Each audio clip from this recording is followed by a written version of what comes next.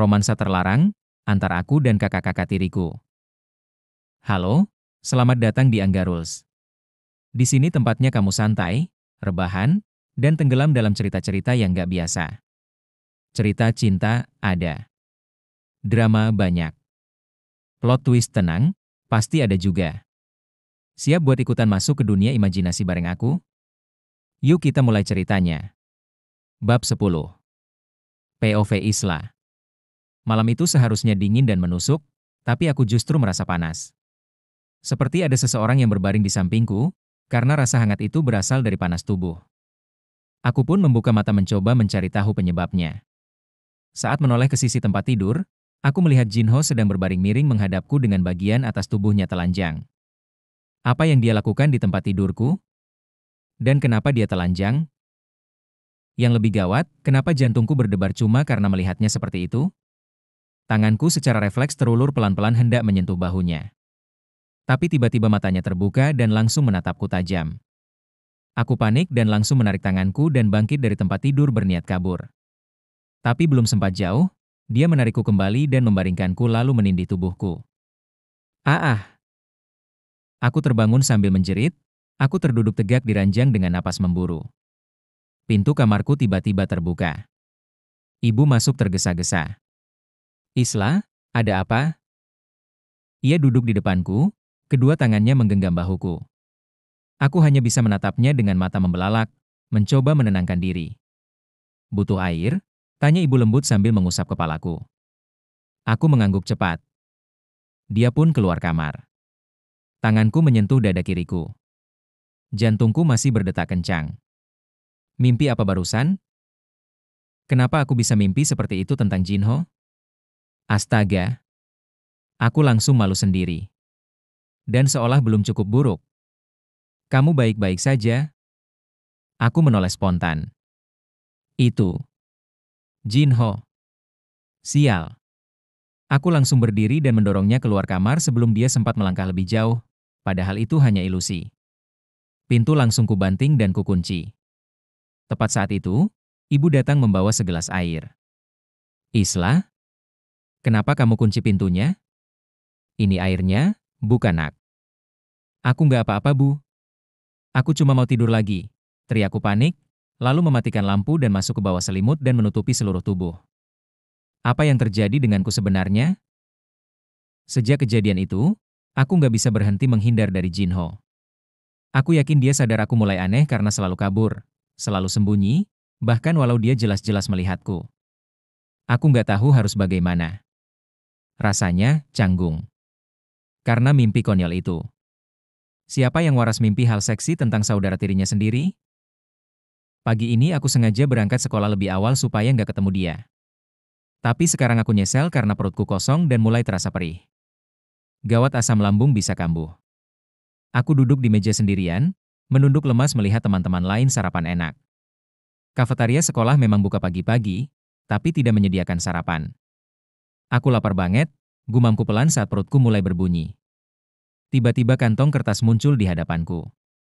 Aku mendongak, Min Hyuk berdiri di sana sambil menyodorkan kantong itu. Min Hyuk?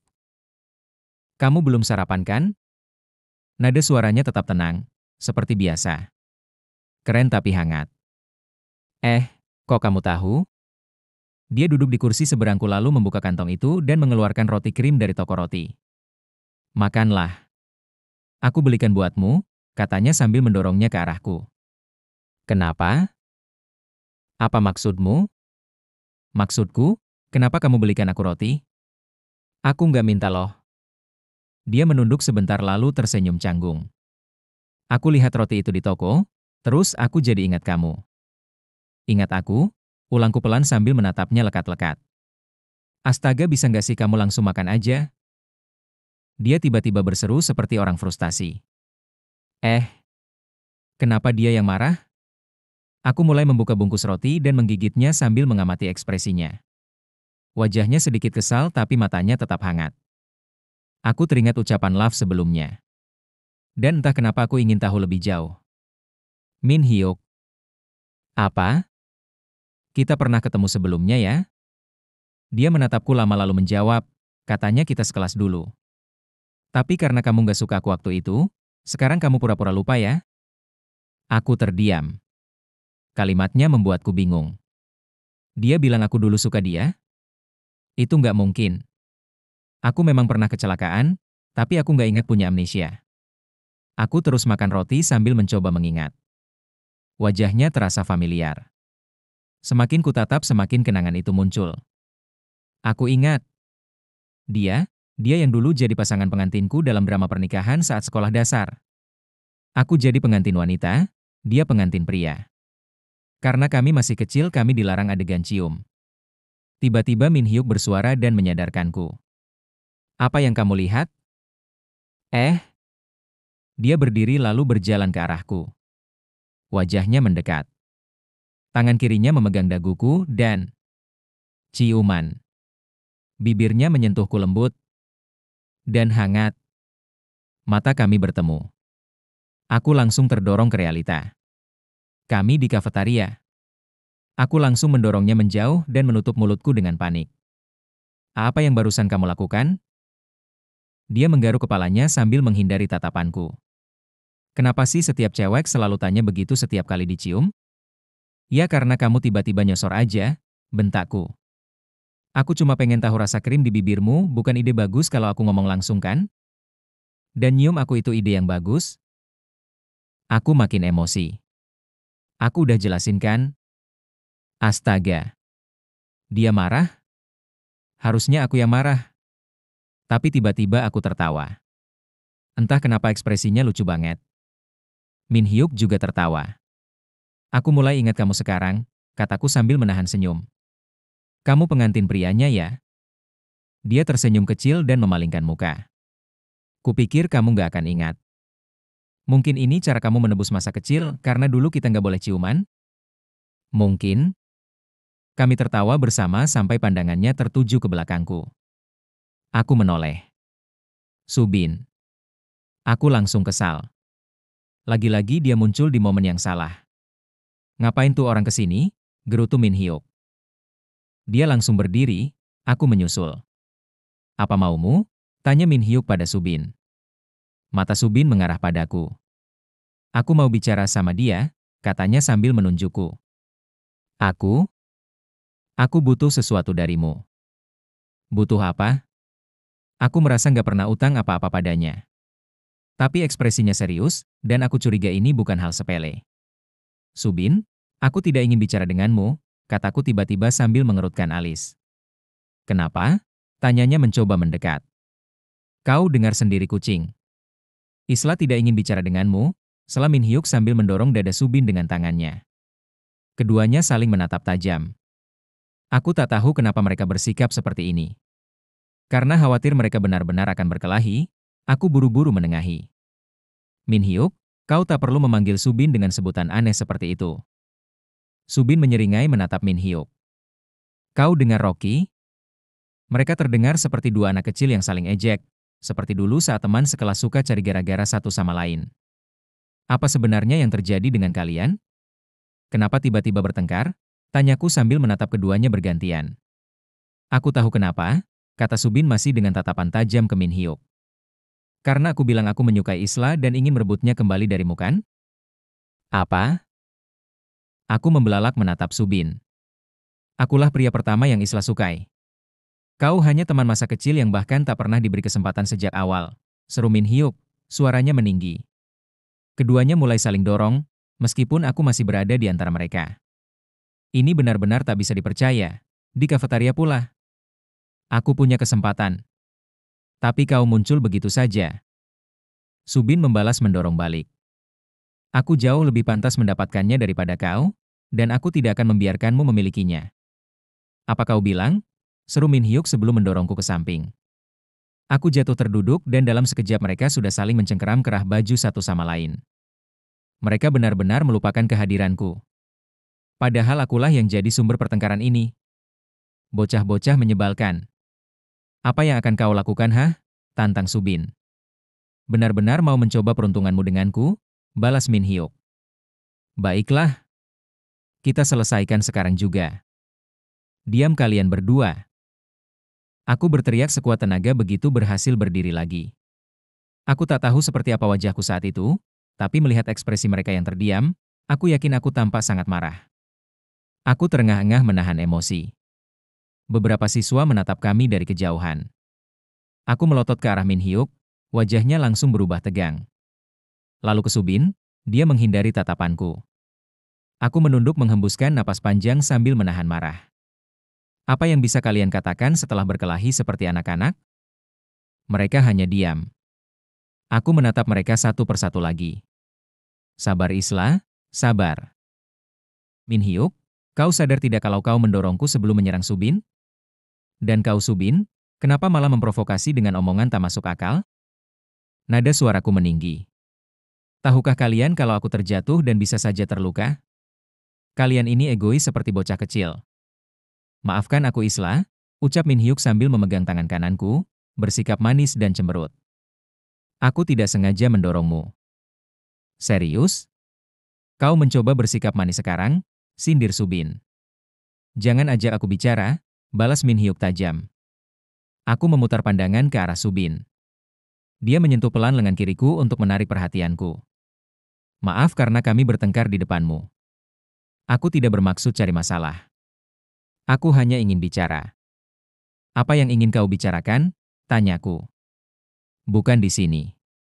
Aku ingin bicara empat mata, hanya denganmu. Kalau begitu bicaralah sekarang, setelah Min Hyuk menatap tajam Subin. Tidak. Aku ingin bicara hanya berdua. Bukan denganmu dan bukan dengan siapapun. Apa katamu? Min Hyuk menggertakkan gigi. Aku menepis tangan mereka dari tanganku. Kalian berdua tutup mulut. Zip, kata mereka bersamaan lalu benar-benar terdiam. Aku mengusap jidatku. Aku benar-benar tak tahan lagi. Ini kelakuan macam apa? Aku tidak punya waktu mengurus kalian. Aku pergi, seruku sambil berjalan menjauh. Tapi aku bisa merasakan mereka mengikuti dari belakang. Aku berbalik dan menuding ke arah mereka. Jangan ikuti aku. Begitu aku sampai di ruang kuliah, aku melihat Jinho sudah duduk di tempat biasa. Rasanya aneh untuk bicara dengannya sekarang, setelah kejadian terakhir di arena seluncur yang juga membuatku mimpi aneh tentangnya. Aku masih ingat jelas saat itu Jinho memegang belakang kepalaku, lalu wajahnya mendekat dan kami saling menyentuhkan hidung ciuman Eskimo. Sejak itu aku jadi canggung sendiri, bahkan saat perjalanan pulang. Aku menghela napas. Aku harus duduk di mana sekarang? Kau bisa duduk di sebelahku. Aku menoleh kaget ke belakang. Seojin berdiri di sana. Aku tersenyum padanya. Boleh? Dia mengangguk dan masuk ke kelas. Tanpa menoleh ke Jinho, aku mengikuti Seojin dan duduk di tempat biasa dia duduk.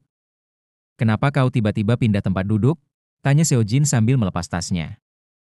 Oh, aku mencoba terdengar santai. Aku tidak suka duduk di pojok. Begitu ya, ucapnya sambil menyiapkan buku catatan. Ngomong-ngomong, tadi aku lihat ada drama di kafetaria. Apa yang terjadi? Aku meliriknya dengan canggung. Jangan-jangan dia melihat semuanya?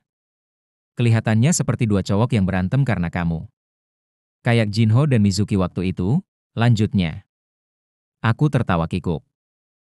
Tidak. Mereka sudah berkelahi sebelum aku datang. Aku cuma mencoba menghentikan mereka. Yakin? Tanya Seojin menatapku penuh selidik. Aku mengangguk. Kenapa memangnya? Tidak apa-apa, katanya sambil menggeleng pelan dan membuka-buka buku catatannya. Kudengar mereka berdua adalah pelamarmu. Apa? Aku hampir berteriak. Siapa yang bilang begitu? Aku nggak bisa bilang. Kau tahu alasannya. Ya, Seojin adalah presiden Sadi. Semua informasi penting pasti harus dijaga. Saat aku sedang fokus mengerjakan konsep desain ponselku berbunyi. Pesan dari Jinho. Dia bertanya kenapa aku menjauh dan tidak duduk di sebelahnya. Aku bingung harus menjawab apa. Kami mulai dekat sejak acara seluncur es itu, dan sekarang aku yang menjauh. Akhirnya aku mengabaikan pesannya, meletakkan ponsel menghadap ke bawah dan kembali fokus ke tablet. Isla, panggil Seojin. Aku menoleh. Aku ke kantor sebentar ya. Aku mengangguk merasa aneh tapi senang karena dia cukup terbuka untuk mengatakannya. Aku melanjutkan pekerjaanku, dan semuanya terasa lancar. Ide, inspirasi, semua mengalir. Wah, kamu cepat juga bikin kerangkanya. Tiba-tiba suara Jinho terdengar di sebelahku. Dia duduk di kursi Seojin.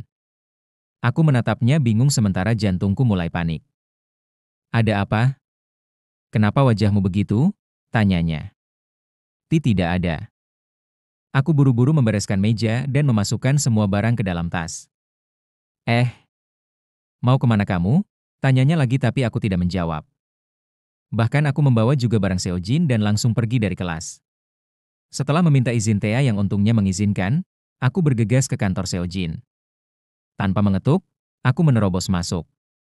Seojin yang sedang duduk di depan komputer menoleh kaget. Isla? Ada apa kamu ke sini? Aku mengatur napas. Aku sudah lari dari gedung D ke gedung A hanya agar Jinho tak sempat mengejarku. Bisakah aku tinggal di sini sebentar?